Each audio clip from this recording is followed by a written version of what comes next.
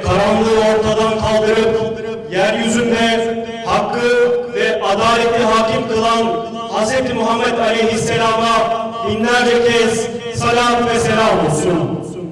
Aziz İslam'ın adalet, barış ve özgürlük mesajını omuzlayıp yeryüzüne hakim kılmak için mücadele veren önderlere, rehberlere ve fikir adamlarına selam olsun.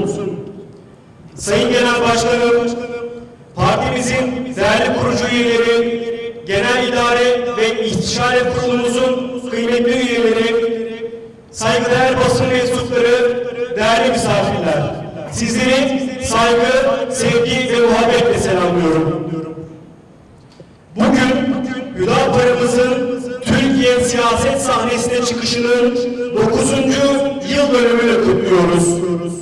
9 sene önce karanlıkları aydınlığa çıkarmak, zulmü ve haksızlığı ortadan kaldırmak, yeryüzünde adaleti ve barışı hakim kılmak için yola çıktık. Adalet ve özgürlük çağrımız 9 senelik değil, asırlardır buradayız. Buradayız. İnanç, aşk ve heyecanla yürüyoruz. Bu kutlu yolculukta hür gençlik olarak taşıdığımız misyonun ve ağır sorumluluğun farkındayız.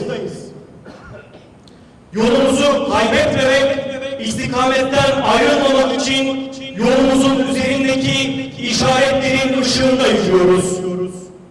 Hattab'ın oğlu Ömer'in, Ömer bin Abdülaziz'in adalet yolunu adımlıyoruz.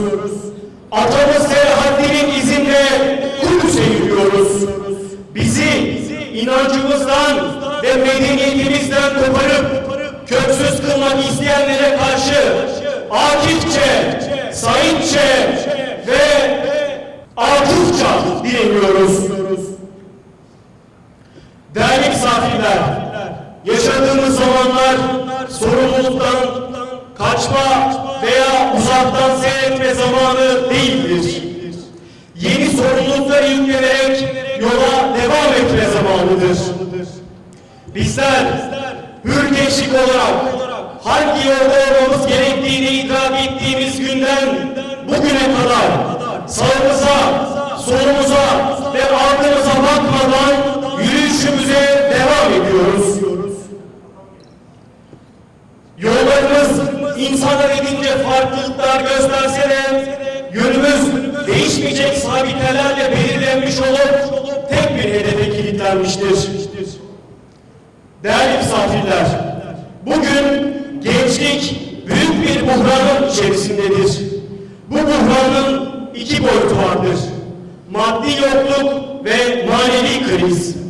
Yaşanan ağır ekonomik krizin getirdiği işsizlik ve gelecek kaygısı, kamu alımlarda ehliyet ve liyakat prensibinin ayaklar altına alınması, düşünce ve fikirlerin özgürce ifade edilememesi bugün için gençlerin yaşadığı ciddi problemlerdir.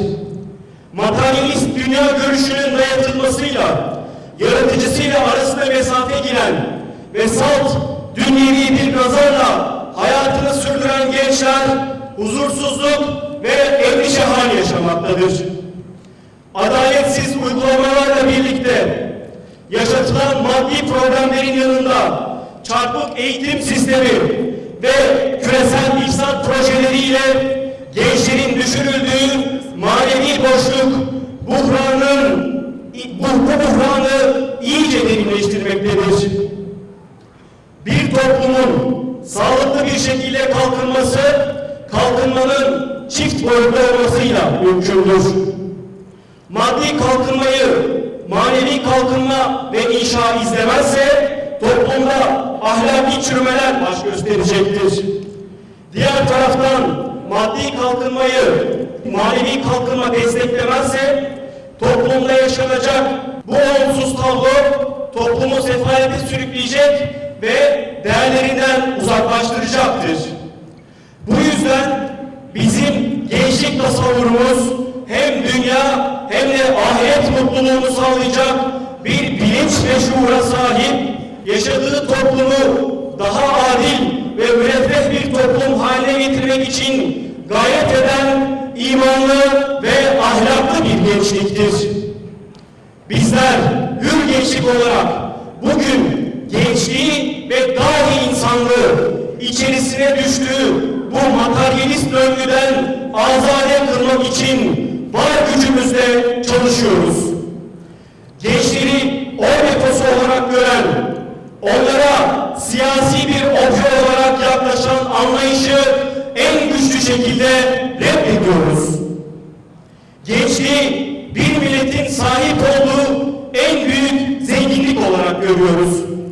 Geleceğe dair yapılacak en değerli yatırımları gençliğe dair yapılacak çalışmalar olarak görüyoruz. Gençleri harflere hapsetmeye çalışan, ezber ve kılık ifadelere sıkıştıran toptancı anlayışı reddediyor, gençlik kuşaklara sığmaz diyoruz. Müslüman sıfatından daha önce bir sıfat tanımayan, hayatının merkezine rızayı ilahiyi alan ve ortaya koyduğu bütün eylemlerde bu ölçüyü gözeten bir gençlik tasavvur ediyoruz. Bir gençlik ki gözlerini fezaya dikip yıldızları toplamaya azimli, göğe merdiven dayayıp insanlığı aklen, kalben ve ruhen maddeyle sıkıştırılmış dünyanın darlığından kurtarıp mana alemlerine terakki ettirecek. Siyasetin hamasi söylemlerinden, popülizmden ve modernite perdesi altında gerçekleştirilen tüm dayatmalardan azade, gözünü hedeften ayırmayan, gönlündeki nur ve aklından yayılan ışıkla yalnızca ülkesindeki değil, tüm insanlık coğrafyasındaki karanlıkları da aydınlatacak. Bir gençlik ki kendisini ve ülkesini içinde kapalı kaldığı kısır tartışma ve döngülerden bir daha girmemek üzere çıkaracak ve dallarını dört bir yana uzatıp bugünü ve yarını kuşatacak. İslam medeniyetinden beslenip filizlenecek ve her daim yukarılara tırmanacak. İşte bu gençlik hür gençliktir. Hür gençliğin ve partimiz Hüdapar'ın gençlik ve gelecek tasavvurunu hayata geçirecek olan yine biz gençlerdir. Sevgili gençler, bu kutlu davayı en ileriye götürmek, her bir gence, her bir ferde ulaştırmak için gece gündüz demeden çalışacağınıza, bu bilinçle ve gayretle hareket edeceğinize olan inancımız tamdır. Çünkü sizler beklenenlersiniz. Sizler yolu gözlenenlersiniz. Sizler imanla, aşkla ve heyecanla donanmış kahramanlarsınız. Haydi ayağa kalkın ve yürüyün. Hür ve adil yarınlara hep birlikte yürüyelim.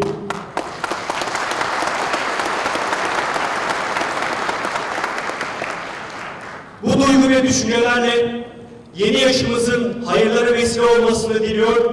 İstikamet üzere Rabbimizden nice yaşlar diliyorum. Sizleri saygı, sevgi, muhabbetle selamlıyorum.